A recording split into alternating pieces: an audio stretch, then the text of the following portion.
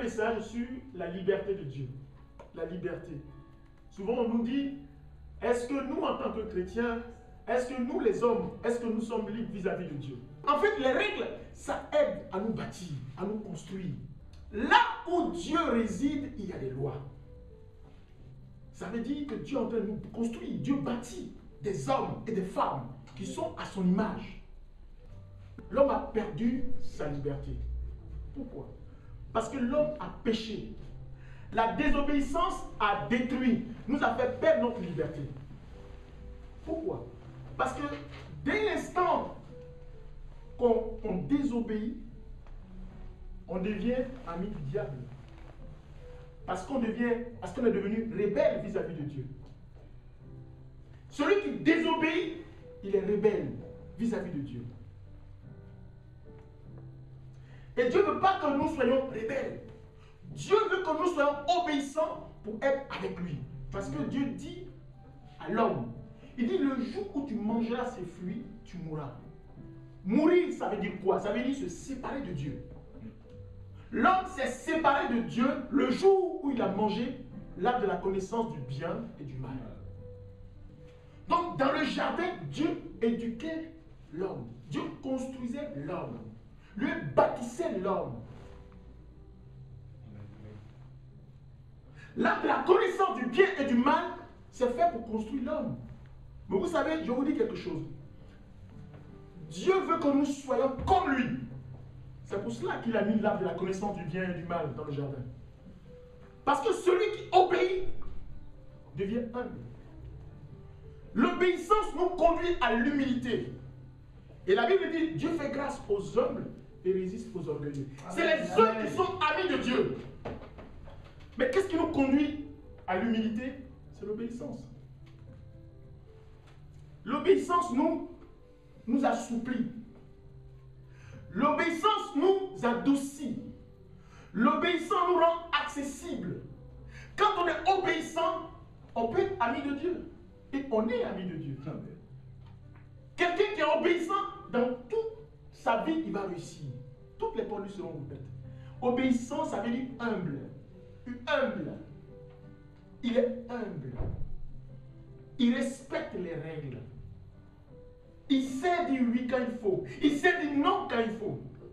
C'est une personne qui a été construite. Et Dieu veut que nous soyons comme lui. Donc, en mettant dans le jardin l'arbre de la connaissance du bien et du mal, Dieu était en train de nous bâtir. Il est en train de nous bâtir notre homme intérieur. Dieu construisait des hommes à son image. Parce qu'en cela, il mettait en nous sa nature. Et la nature de Dieu, c'est l'humilité. La nature première de Dieu, c'est l'humilité. Satan était un rebelle. C'était un orgueilleux. Donc celui qui désobéit à Dieu devient ami de Satan. Parce qu'il est rebelle vis-à-vis de Dieu. C'est pour ça que quand l'homme a péché contre Dieu, qu'est-ce qui s'est passé? Déjà, l'homme, il s'est vu nu. L'homme est devenu charnel. Le péché nous rend charnel. Le péché nous sépare de Dieu. C'est pour ça que la Bible dit que le jour où tu mangeras ces fruits, tu mourras. Mais la mort dont il est question, c'est une mort spirituelle. Une séparation d'avec Dieu. Il n'y a plus de connexion. C'est en ce moment-là que l'homme reconnaît qu'il est nu. Tu ne savais pas que tu étais nu depuis longtemps? Non, je ne savais pas. C'est maintenant que tu reconnais? Oui. Pourquoi? Parce que tu as désobéi avec Dieu. Donc, tu t'es séparé de Dieu. Vous savez, quand on vit en tant que chrétien, quand on vit dans la vérité, qu'on est rempli de l'Esprit de Dieu, les choses du monde sont devenues de la boue devant nos yeux.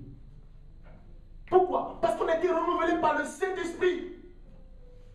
Donc, le monde, les choses du monde sont devenues de la boue à nos yeux. Parce que nous sommes dans le jardin d'Éden, comme Adam a été au commencement. C'est pour ça, Paul dit, quand on reçoit Christ, nous sommes devenus de nouvelles créatures. L'homme ancien est passé et toutes choses deviennent nouvelles dans le Seigneur. Amen. On dit, bon, on va aller en bois de nuit. Tu dis, pourquoi je vais y aller? Mon corps, c'est le temple de Dieu. Je ne peux pas cohabiter avec les ténèbres. Je ne peux pas unir mon corps, qui est l'habitation du Saint-Esprit, au monde. Là-bas dans le monde, ils vivent dans la débauche, ils vivent dans l'alcool, ils vivent dans la drogue, ils vivent dans la violence. Je ne peux pas marcher avec eux parce que j'ai l'Esprit de Dieu en moi. Amen. Je suis habité par l'Esprit de Dieu. Je ne peux pas, il ne peut pas, ça ne marche pas. On dit, mais lui, elle n'est pas. Non, quelque chose se passe. Parce que je suis habité par le Saint-Esprit. Et que les choses du monde sont devenues de la boue à mes yeux. Vous voyez? Donc, le jour où Adam et Ève ont mangé l'arbre de la connaissance parce qu'ils ont désobéi, alors ils sont devenus charnels. Ils courent après les hommes, ils courent après les femmes, ils courent après l'alcool, ils courent après le matériel. Il est obsédé par le matériel, il est obsédé par la chair, il court après le monde. Ça veut dire que l'esprit s'est séparé. L'esprit de Dieu est parti. Amen. Mais quand on a le Saint-Esprit, quand on est au bout du Saint-Esprit, les choses du monde sont que vanité à nos yeux. Vanité de vanité. Tout n'est que vanité. On dit, mais comment tu fais? Parce que je suis dans la présence de Dieu. Parce que je suis habité par l'Esprit de Dieu. C'est pour cela. Donc le regard change. Quand on reçoit Christ, en vérité, nos vies changent. C'est une transformation totale. C'est ça la nouvelle nature. C'est ça, naître de nouveau. C'est ça. Adam, au commencement, était celui qui parlait avec Dieu. La Bible dit que Adam parlait avec Dieu. Quand le soir, Dieu descend dans le jardin, son esprit descendait, Dieu parlait à Adam. Mais quand Adam a désobéi, c'est fini. Dieu a même demandé que Adam soit mis dehors, hors du jardin. Et à la porte du jardin, ils ont mis des chérubins. Pourquoi? Pour ne pas que Adam mange le fruit de l'arbre de la vie. Si tu manges ce fruit, tu ne mourras pas. Adam n'allait plus jamais mourir. Nous, on ne serait pas sauvés. Donc, le fait que Dieu ait placé dans le jardin l'arbre de la connaissance du bien et du mal, c'est pour notre bien. C'est pour nous bâtir. C'est pour nous construire. Je le répète, une mère qui dit à son enfant, ne mange pas ceci. L'enfant qui a 1 an, qui a 2 ans, ce n'est pas parce que c'est mauvais pour l'enfant, mais c'est une manière de construire l'enfant. Apprendre l'enfant à obéir. À obéir. Amen. Amen. Donc la liberté de Dieu nous donne le bonheur. Nous donne le vrai bonheur. Dieu nous aime, c'est pour cela qu'il a placé dans le jardin l'arbre de la connaissance du bien et du mal. C'est pour notre bonheur. Est-ce qu'il n'y avait pas d'autres fruits? La Bible dit que tous les fruits étaient délicieux. Il n'y avait pas un seul qui n'était pas délicieux. Tout était délicieux. Mais pourquoi tu peux pas, tu manges, Dieu ne mange pas ça. Ça veut dire ça, c'est le même goût que les autres. Mais ça ne mange pas. Il n'y a pas un fruit qui n'est pas délicieux. Tout, mais ça ne mange pas. Mais l'homme a mangé. L'homme s'est détourné de Dieu. L'homme a désobéi. L'homme, il n'a pas écouté. Donc l'homme a perdu sa liberté. Vous savez, quand on perd sa liberté, vous savez, quand l'homme à l'époque était libre, qui marchait avec Dieu quand il est dans le jardin, cette liberté qu'il avait lui donnait le plein pouvoir de dominer, de régner. L'homme pouvait nommer les animaux. L'homme pouvait marcher avec les bêtes sauvages. L'homme pouvait marcher avec des lions. Il n'y avait rien. L'homme n'avait peur de rien. Mais le jour où l'homme a désobéi à Dieu, l'homme est devenu ennemi de la nature. Parce que les animaux voient en toi, ils ne voient plus en toi la nature que tu avais au départ. Ils ne voient plus ça en toi. Parce que la nature que l'homme avait au départ, c'est la nature de Dieu. La nature de Dieu. Qui fait que quand les animaux te voient, ils ont peur. C'est comme quelqu'un qui a investi la puissance du Saint-Esprit. Quand les démons le voient, ils tremblent. La Bible dit que quand Jésus traversait, il allait dans une ville qu'on appelait Guédara, au cimetière de Guédara. Il y avait une personne qui était remplie d'esprits, de légions d'esprits mauvais. Et quand le démon a vu Jésus, le démon dit, Jésus, fils du Dieu vivant, qu'es-tu venu faire parmi nous? Ton heure n'est pas encore arrivée. Mais comment un démon savait que Jésus-Christ était fils de Dieu?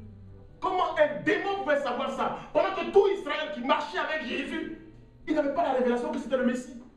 Mais un démon, sa présence dérange. Amen. Sa présence chasse les ténèbres.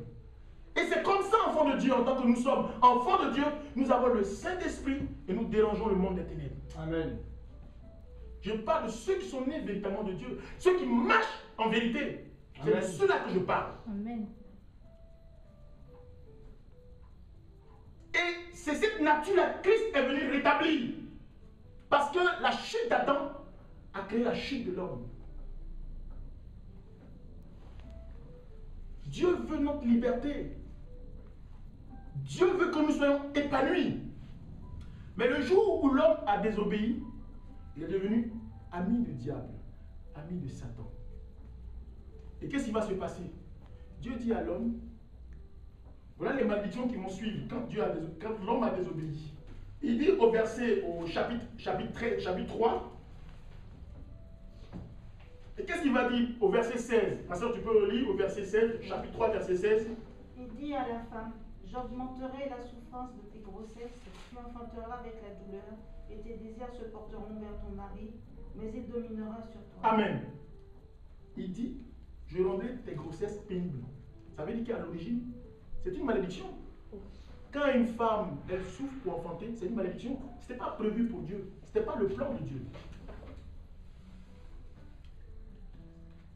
Il dit, tu te sentiras attiré par ton mari. Et il va dominer sur toi. C'est une malédiction. Pour Dieu, l'homme et la femme sont égaux. Amen. À l'origine, l'homme et la femme étaient égaux.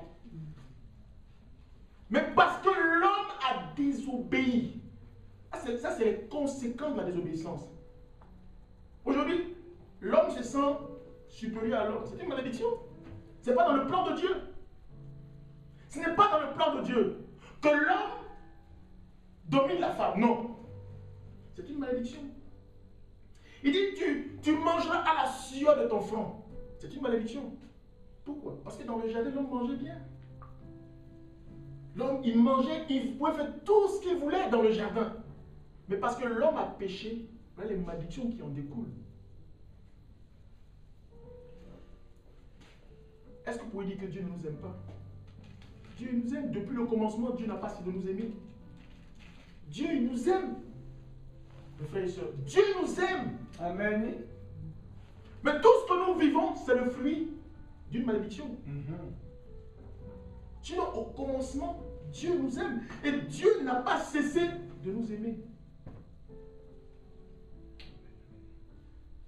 Et vous verrez que dans Ésaïe 62, après le verset 1er, pour l'amour de Sion, je ne me tairai point. Amen. Pour l'amour de Jérusalem, je ne prendrai point de repos jusqu'à ce que son salut paraisse comme l'aurore. Amen. Il dit pour l'amour de Sion. Pour l'amour de Sion. Pour l'amour de Jérusalem, je ne me tairai pas. Il n'y aura pas de repos pour moi. Ça veut dire depuis le début de la création. Depuis le début de la création, quand l'homme a péché et que quand l'homme est sorti du regard de Dieu, Dieu n'a pas cessé de chercher l'homme. Tout le temps, Dieu, dans l'histoire de l'humanité, Dieu ne fait qu'envoyer des prophètes, des hommes, pour parler à l'homme.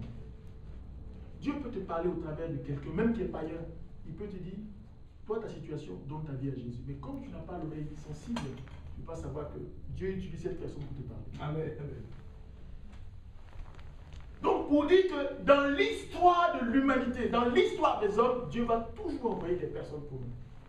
Parce que Dieu veut nous sauver. Dieu veut que nous soyons libres. Et parce que nous avons péché, nous sommes esclaves de Satan. Donc quand on est esclave de Satan, quand on est dans le péché, ça veut dire que nous sommes esclaves. Parce qu'on travaille pour quelqu'un. Si quelqu'un tout le temps, tu vas commettre adultère, tu vas commettre fornication, tout le temps, et puis tu dis, mais elle m'a donné tout que c'est normal, ou bien tu mens, tout le temps tu voles, tout le temps tu trompes les gens, mais tu travailles pour quelqu'un. C'est Satan. Mais comme tu n'as pas conscience que tu travailles pour lui, tu continues. Mais au fond, tu travailles pour Satan. Quand on sort de la présence de Dieu, on travaille pour l'autre. Amen, amen, amen. soit on est avec Dieu. La Bible dit qu'on ne peut pas servir 2 maîtres à la fois. On va aimer l'un et on va haïr l'autre. Non, on ne peut pas dire on va servir un peu Dieu et servir un peu le monde. Impossible. On ne peut pas le faire. Soit on sert Dieu, soit on sert le monde. Donc si on n'est pas esclave de Jésus-Christ, c'est qu'on est esclave de Satan. Amen. Dieu veut que nous soyons des créatures nouvelles. C'est pour ça que Christ est mort à la croix. Vous savez, dans la Bible, on nous parle d'un maître, un propriétaire d'une vigne et des personnes à qui il a confié sa vigne. La Bible dit que son propriétaire, un jour, il loue sa terre. Il avait une grande terre. Il loue sa terre à des vignerons. Il dit, je vais en voyage, je vous loue. En retour, tout ce que vous aurez produit, on va le partager. Et le propriétaire, il va en voyage. Et depuis son retour du voyage, il va déléguer des personnes pour dire, allez dire aux vignerons, à ceux à qui j'ai prêté la terre, de me donner ma part. Et chaque fois qu'il envoyait quelqu'un, on tuait les personnes qu'il envoyait.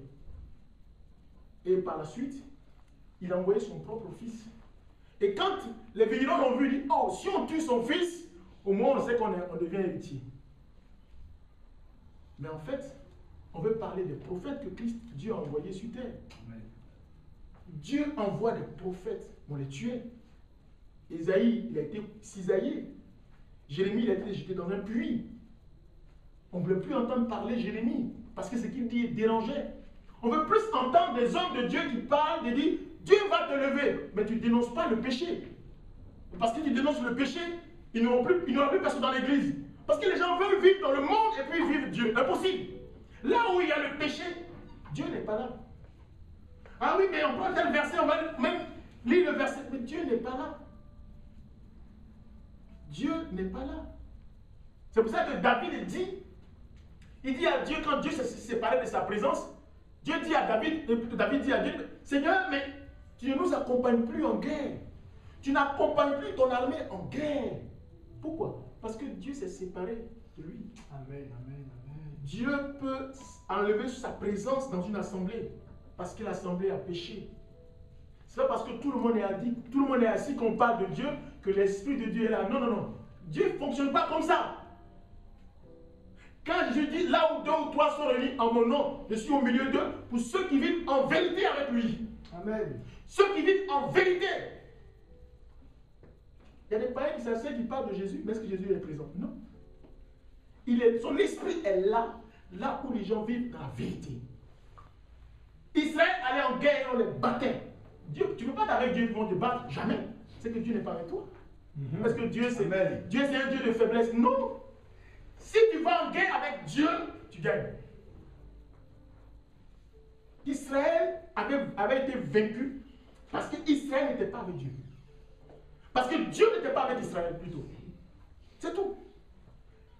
Quand Israël avait presque traversé la mer, avait presque traversé le désert, il restait 38 ans dans le désert, dans sa rébellion, il s'est mis à attaquer. Et quand Israël a attaqué, le peuple qui était là ont battu Israël. Pourtant, partout où Israël allait, Israël gagnait la guerre. Pourquoi? Parce que Dieu était avec Israël. Mais Israël a perdu. Et Dieu dit, il a livré ce peuple, il a livré Israël entre les mains de ce peuple. Parce qu'Israël était désobéissant. Dieu dit, n'allez pas là-bas. Ne les provoquez pas. Si vous les provoquez, je vais les livrer, je vais vous livrer entre leurs mains. Mais ils ont désobéi. Et comme ils ont désobéi, Dieu a frappé. La Bible dit que tout Israël s'est retrouvé dans les montagnes. Dieu dit, bon, quand vous êtes têtus, vous allez encore retourner dans le désert. Vous allez taper 2 ans. Ils sont retournés. C'est-à-dire, après 38 ans, ils sont encore retournés dans le désert. Parce qu'ils étaient comment? Têtus. Mais est-ce qu'on pourrait dire que mais pourquoi Seigneur, mais pourquoi cette fois-ci on les a battus? Tu étais avec eux, non? Non. La Bible dit, si Dieu se lève, qui peut contre toi? Ça veut dire Dieu se lève et ses ennemis se dispersent. Si Dieu est avec moi, qui sera contre moi? Personne. Amen, amen, amen. Si Dieu est pour moi, qui sera contre moi? Personne. C'est pour ça qu'il faut avoir la balle de Dieu dans tout ce qu'on fait. Seigneur, est-ce que tu es dans ce que je veux faire? Seigneur, est-ce que tu es dans ce projet? Si tu n'es pas dedans, ne permets pas que je le fasse. Parce que si Dieu est avec toi, tu gagnes. Si Dieu est avec toi, tu gagnes. Pourquoi le peuple d'Israël est resté pendant 40 ans au désert? Parce que Dieu préparait Israël à conquérir Canaan. Donc, vous dites que quand l'Esprit de Dieu est en vous et que vous êtes obéissant à Dieu, vous gagnez. Vous allez de victoire en victoire. Mais quand Dieu n'est pas avec vous, vous perdez. Quand David disait, mais Seigneur, tu n'accompagnes plus ton peuple en guerre, tu n'accompagnes plus ton armée en guerre, ça veut dire que l'Esprit de Dieu peut se détourner, peut se séparer, peut quitter. Quand David dit, Seigneur, si tu me caches ta face, je suis perdu. Ça veut dire que Dieu peut nous cacher sa face. Dieu peut se défaire de nous. Dieu peut se détacher de nous, comme il s'est détaché d'Adam et Ève quand ils ont péché. Cette séparation. C'est le péché. La Bible dit que Dieu n'est pas sourd pour nous entendre. Ses mains ne sont pas courtes pour nous soutenir. Non, mais ce sont nos péchés qui créent une barrière. Quand on pêche, Satan nous prend. Nous devons esclaves de Satan, automatiquement. Amen, amen. Quand on pêche, Satan nous domine. Mais quand on vit dans la vérité, il n'a aucune mainmise sur nous. Pourquoi? Parce que nous avons la nature de Dieu en nous. Nous dominons, nous régnons. Nous avons autorité au pouvoir. Christ dit, voilà, je vous laisse le pouvoir de marcher sur les serpents et sur les scorpions et sur toute la puissance de l'ennemi et rien ne vous fera du mal. Il dit rien. Parce qu'on a la nature de Christ en nous désormais. On a la nature que Adam avait perdue au commencement.